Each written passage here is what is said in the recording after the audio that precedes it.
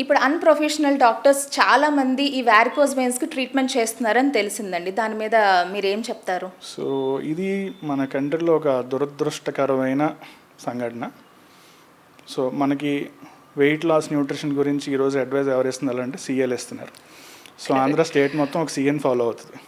So మొన్న మనం ఒక రాజస్థాన్లోని మధ్యప్రదేశ్లో ఒక ఇన్సిడెంట్ జరిగింది. ఒక ఫేక్ కార్డియాలజిస్ట్ ఒక హాస్పిటల్లో 7 మెంబర్స్ని యాంజియోప్లాస్టీ చేసి చంపేశాడు.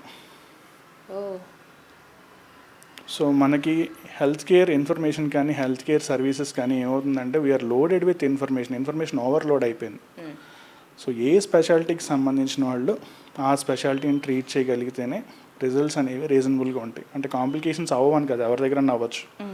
బట్ ఆ స్పెసిఫికలీ ట్రైన్డ్ పర్సన్ చేస్తే the chances of patient getting proper treatment is much better.